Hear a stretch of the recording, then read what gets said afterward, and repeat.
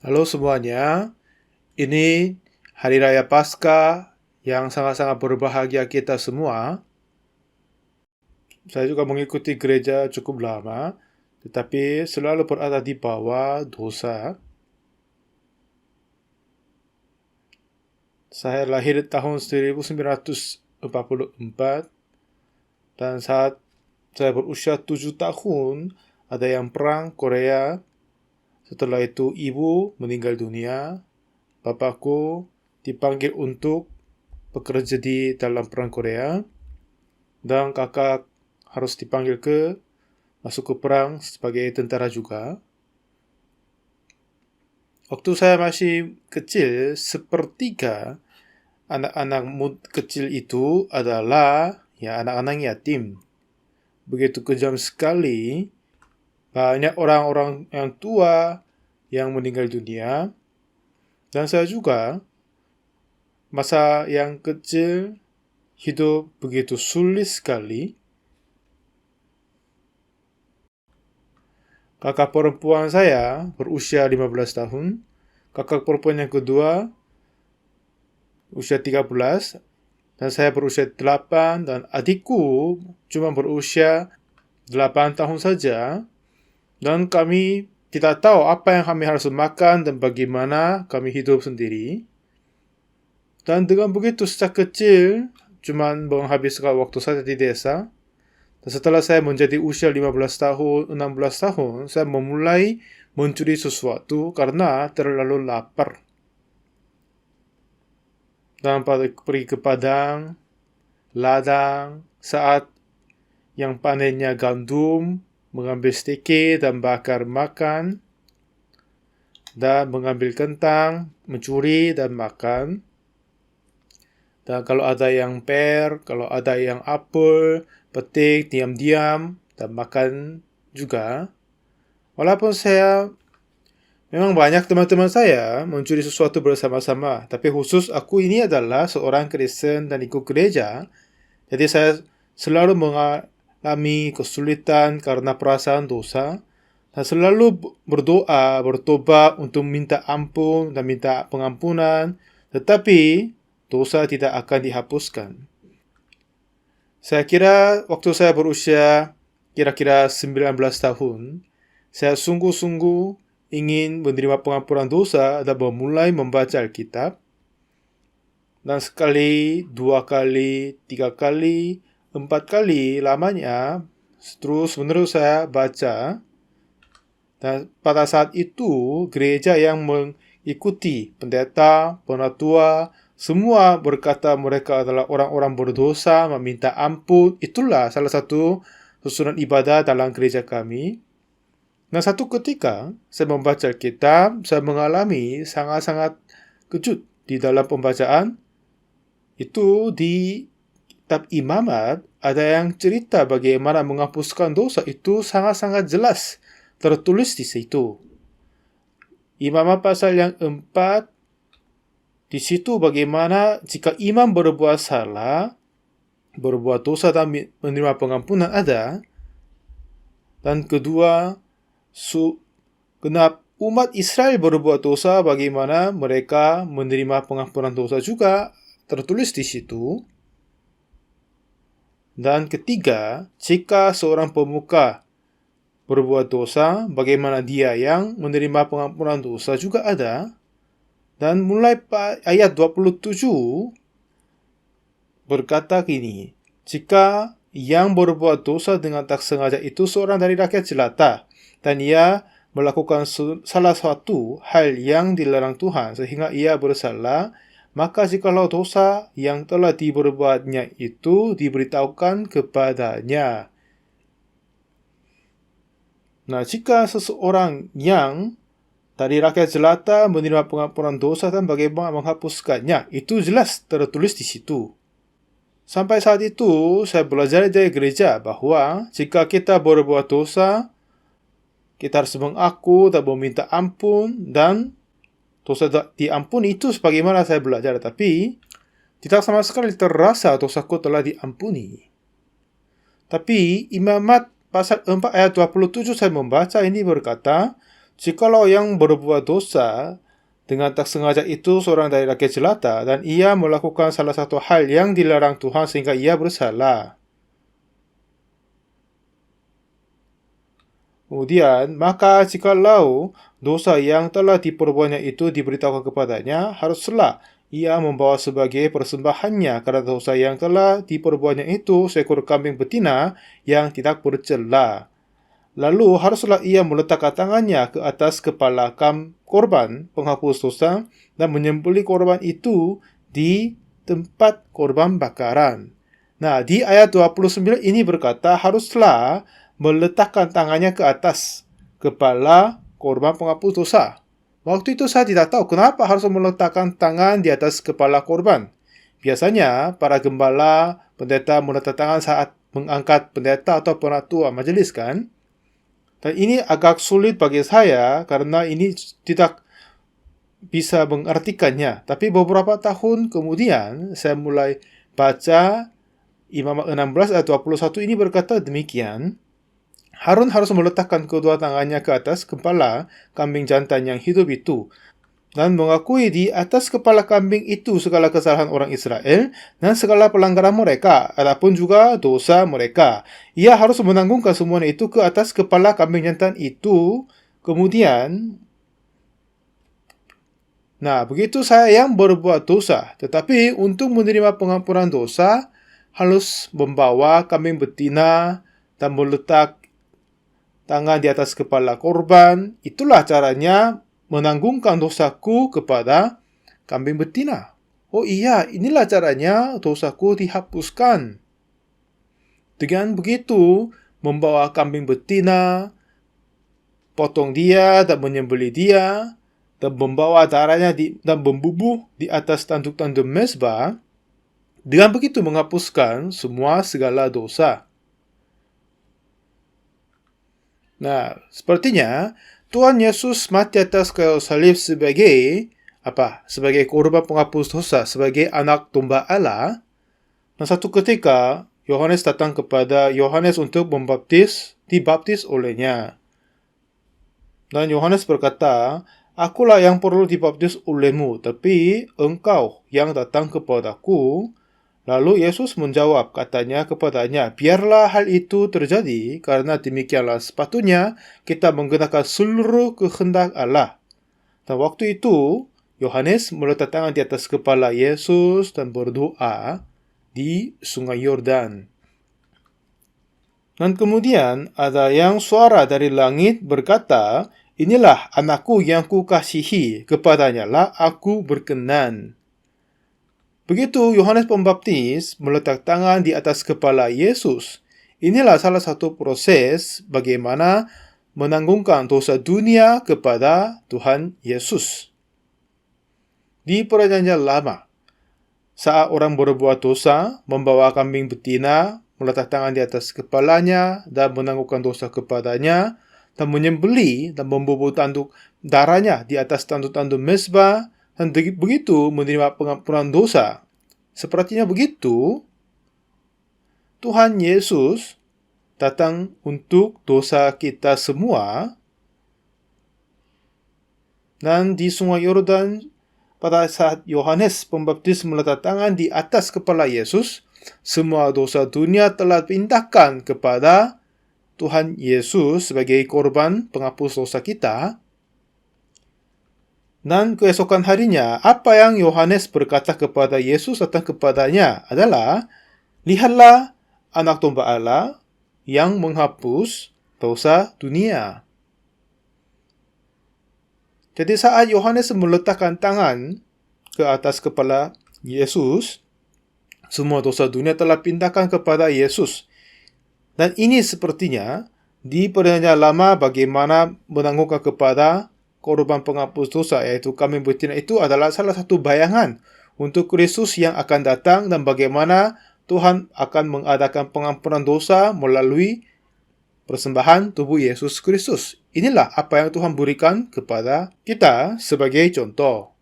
Waktu itu selalu saya ikut gereja dan selalu mengaku dosa dan berkata aku orang-orang berdosa, dan hanya terus meminta ampun untuk menerima pengampunan.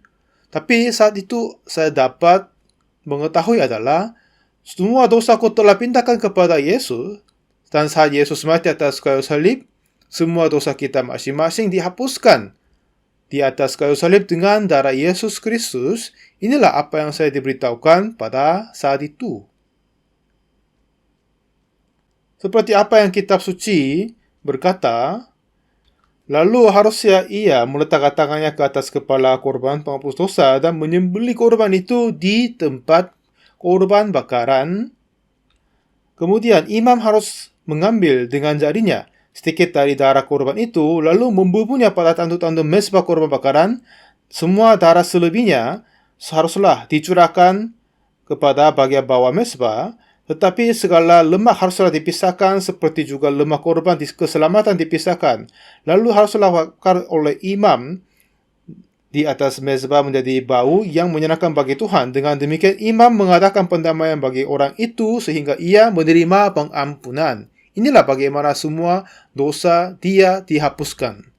Waktu saya baca ini, aku berusia 19 tahun dan kitab suci sangat-sangat jelas. Dan semua dosa-dosa yang saya ingat, apa yang saya mencuri, buah, sayur, peti gandum, dan bakar, makan, semua dosa-dosa yang saya berbuat, itu selalu menjadi berat dan mempres di dalam hati saya.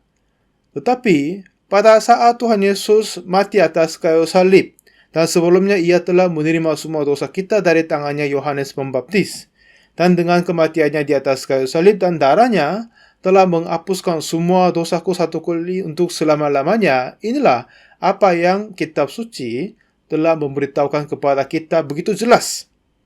Terkadang saya mempunyai depres tadi hati nurani karena ingatan, karena pembuatan dosa kejahatan dan pencurian.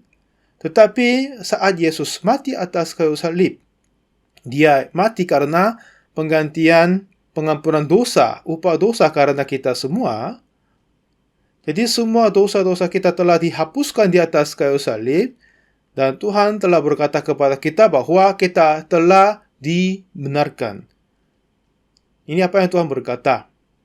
Sebelumnya, saat saya masih belum begitu tahu tentang kitab suci, saya setuju juga bahwa aku adalah orang berdosa, selalu mengaku dosa, menangis dengan meminta ampun. Itu pun kebiasaan bagi saya. Tetapi apa yang kitab suci semuanya berkata kepada kita adalah, sebab Tuhan Yesus telah mati di atas kayu salib dan bangkit berdiri. Jadi kita tidak lagi orang berdosa, tetapi Yesus telah menghapuskan semua dosa kita. Inilah apa yang saya memulai percaya mulai saat itu. Saat saya percaya hal itu, Roh Kudus turun ke hati saya. Dan setelah itu, kitab suci begitu mudah dapat dimengerti kepada saya dan dapat dipercaya seterusnya. Biasanya di dalam ibadah-ibadah yang ada di Korea juga, mereka bernyanyi puji nyanyian dengan sepertinya, ku bernyanyi dengan kaum ketebusan, jiwaku diberi perhentian.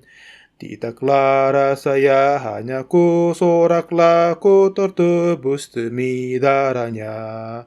Darahnya penebus yang sedang sucikan jiwaku. Nah, sepertinya terus bernyanyi, kemudian berdoa, ya Tuhan, inilah orang berbuat dosa, tolonglah ampuni dosaku Tuhan. Jadi itu tidak masuk akal, ya kan?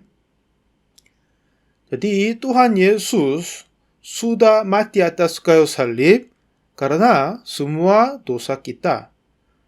Kalau begitu, memang benar sekali semua dosa kita telah ditebuskan. Kita tidak lagi tertinggal orang berdosa. Dan waktu itu saya membaca Alkitab banyak sekali. Ini Alkitab dalam bahasa Korea berhalaman 1800. Jika saya membaca, fokus baca, bisa membaca sekali seminggu seluruh Alkitab ini. Memang tidak setiap minggu saya membaca sekali sepenuh Alkitab ini, tapi sering dan membaca banyak. Memang sesuai dengan Alkitab, memang kita sudah berbuat dosa. Tetapi Tuhan Yesus telah menerima semua upah dosa kita di atas kayu salib. Dan lalu kitab suci berkata, semua dosa kita telah ditebuskan, diampuni. Tetapi banyak orang berkata, ya, aku tertebus demi darahnya. Tetapi doanya, ya Tuhan ampunilah dosaku. Jadi ini tidak masuk akal. Jadi mereka berdoa tanpa berfikir apa-apa. Ya kan? Jadi jika kita membaca lebih jelas, kita tidak lagi orang berdosa. Jika Tuhan Yesus mati atas kayu salib, tapi jika kita masih orang berdosa, maksudnya apa? Yesus gagal untuk menebus dosa kita atas kayu salib. Benar enggak? Jadi Tuhan Yesus Kristus kita telah mati atas kayu salib untuk menghapus semua dosa kita dan sukses menyelamatkan kita dari dosa dan kejahatan. Kalau begitu, jika kita berkata kita orang berdosa, ini bukan kata yang dengan rendah hati, tetapi ini berarti kita berkata Yesus gagal untuk di atas kayu salib. Dimanapun kitab suci tidak akan berkata dia gagal, tetapi dia sudah selesai berkata. Seluruh Alkitab ini sudah memberitahukan kepada kita, semua orang telah berbuat dosa dan telah kehilangan kemuliaan Allah. Tetapi oleh kasih karunia telah dibenarkan dengan cuma-cuma karena penebusan dalam Kristus Yesus. Inilah kitab suci begitu jelas berkata kepada kita. Di Korea ada beberapa orang yang kurang tahu tentang saya yang berkata bahwa aku adalah seorang memiliki aliran sesat. Kalau begitu, jika mereka yang berkata mempercayai Yesus sepanjang hidup tetapi tertinggal sebagai orang berdosa, ini bukan sesat, tapi aku berkata aku telah ditebuskan, inilah dianggap sesat.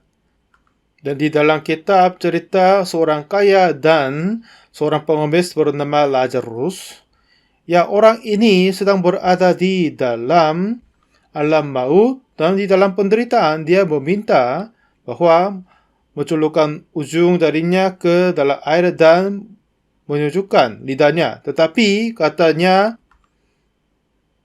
di tengah mereka ada yang terbentang jurang. Jadinya tidak akan bisa bolak-balik di situ. Seperti saat kita menghadapi di depan kematian, ada apa yang kita harus tahu adalah, jika Anda berfikir Anda orang-orang berdosa, berarti Anda bukan orang yang menerima pengampunan dosa. Tapi jika yang percaya bahwa memang dia sudah berbuat dosa, tetapi Yesus telah mengampuni semua dosa, jadi telah ditebuskan.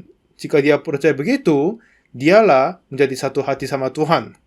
Inilah apa yang saya mau sungguh sampaikan kepada Anda semua. Jika kita berkata kita orang berdosa, ini tidak sama sekali kata yang rendah hati. Ini sama dengan arti Yesus mati dengan sia-sia. Jika Yesus mati karena dosa kita, tapi kita masih tertinggal sebagai orang berdosa, berarti Yesus mati sia-sia. Aku sungguh-sungguh mau berkata kepada Anda semua, buanglah semua pikiranmu dan percayalah kepada firman Tuhan saja. Itu sangat clear bahwa Yesus telah mati untuk dosa kita semua. Yesus telah mati atas kayu salib untuk kita, dan jika kita menerima hukuman lagi, itu tidak masuk akal juga. Yesus Kristus sungguh mati untuk dosa kita, dan oleh kasih karunia, dengan cuma-cuma kita menerima pengampunan dosa. Ya, sekali lagi, jika kita mengatakan kita orang berdosa, ini bukan kata yang rendah hati. Yesus mati menumpah darah untuk menghapus dosa kita, tapi jika kita masih orang berdosa, ini sama dengan menghina kematian Yesus dan menajiskannya. Inilah firman yang sedang memberitakan di seluruh dunia. Saat COVID terjadi, firman yang kusampaikan telah di-sharekan banyak stasiun, lebih 700 saluran televisi dan radio, lebih 120 5 negara. Dan beberapa saat sebelumnya, saya pimpin seminar, lebih 100,000 orang kumpul di India, dan mereka semua menerima pengampunan dosa dan sangat-sangat bersuka cita. Dan semua dosa kita tidak akan dapat dihapuskan dari pengusahaan kita. Apakah kuasa darah Yesus kurang daripada perbuatan dan pengusahaan kita? Tidak akan mungkin. Yesus telah menumpah darahnya. Untuk siapa? Untuk Anda semua, Dia telah menumpah semua darahnya. Begitu Ia telah mengampuni semua dosamu. Dan Ia berkata, Ia tidak lagi mengingat dosa dan kesalahan kita semua. Jadi, membuang semua pikiranmu, abaikan semua pikiran-pikiranmu dan percayalah kepada firman Tuhan. Semua orang telah berbuat dosa dan telah kehilangan kemuliaan Allah. Tapi ayat 24, dan oleh kasih karunia telah dibenarkan dengan cuma-cuma karena penebusan dalam Kristus Yesus. Tuhan telah membenarkan kita, kan? Ini memang beda sekali dari Pak Pendeta yang berbuat. Jika yang Pak Pendeta Osopag yang berkata, mungkin salah, tapi ini firman Tuhan yang berkata. Kalau gitu, kita sudah dibenarkan. Dari pembuatan dosa apapun, dia telah diampuni. Amin. Anda bisa percaya. Jangan mengabaikan darah Yesus Kristus. Ia telah menumpah darah dan menderita untuk menerima pengampunan dosa dan menerima semua penghukuman karena kita, dan Dia telah menguduskan kita. Semua orang telah berbuat dosa dan telah kehilangan kemuliaan Allah. Dan oleh kasih karunia telah dibenarkan dengan cuma-cuma karena penebusan dalam Kristus Yesus. Dan di sini Tuhan sudah jelas berkata kepada kita, dibenarkan dengan cuma-cuma. Maksudnya, tidak berdasarkan perbuatan kita. Ya kan? Tuhanlah yang membenarkan kita. Kalau begitu, kita telah dibenarkan. Jika Tuhan menguduskan, ya kita sudah dikuduskan. Siapa yang berkata, ya Tuhan, aku orang berdosa. Ini bukan rendah hati, tetapi dia yang mengabaikan kayu salib Yesus. Itulah dosa yang besar. Inilah Injil yang ku sampaikan di seluruh dunia. Banyak negara dan banyak orang menerima firman ini dan menerima pengampunan dosa. Ada yang berkata kepadaku, gereja ini tidak berdoa. Mereka tidak tahu berapa banyak yang kami berdoa. Kami berdoa banyak sekali. Tuhan Yesus yang telah mati untuk kami. Kami berdoa dengan syukuran, mengembalikan terima kasih. Dan satu yang jelas, bahwa aku percaya firman di dalam kitab suci adalah firman dari Allah. Kematian Yesus atas kayu salib tidak untuk meninggalkan dosa tetap kepada kita, tapi menghapuskan semua dosa kita. Pada saat Yesus mati, semua dosa kita sudah dihapuskan. Dan semua hukuman karena dosa kita telah datang kepada Tuhan Yesus. Dan kita telah disucikan. Tuhanlah yang telah membenarkan. Jangan percaya pikiranmu dan buanglah itu. Dan percayalah apa yang Tuhan berkata kepadamu. Pada saat saya berusia 19 tahun, saya mengenal ini dan percaya darah Yesus telah mengampuni dosaku. Mulai saat itu Roh Kudus ada di dalam hatiku, kerjakan banyak sekali, dan banyak orang di seluruh dunia juga dengar firman ini dan diselamatkan, dan terus mereka dengar lagi. Dan malam ini saya harus berangkat ke Amerika, akan pimpin Christian Leaders Fellowship di Amerika Serikat. Seperti kelihatannya, saya cukup tua, Tapi dimanapun mereka yang panggil saya pergi ke situ dan beritakan Injil. Apa yang sangat menyenangkan bagi saya adalah yang datang mereka sulit karena dosa, tapi dengar Injil dan mereka berbahagia karena yakin pengampunan dosa. Itulah yang sangat berbahagia. Sekali lagi, jika kita berkata kita orang berdosa, ini bukan kata yang dengan rendah hati, tapi inilah kata yang menajiskan dan menghina kematian Yesus Kristus. Jangan berbuat begitu, tapi percayalah bahwa Yesus telah mengampuni semua segala dosa kita dan mengampuni semuanya. Dan percayalah ini, dan inilah Paskah. Dengan merayakan ini, semoga kita semua percaya Yesus mengampuni dosa kita, dan semoga kita menyukuri bagi Tuhan Yesus Kristus. Jika kita sungguh-sungguh percaya, Roh Kudus akan turun kepadamu semuanya. Mari kita berdoa.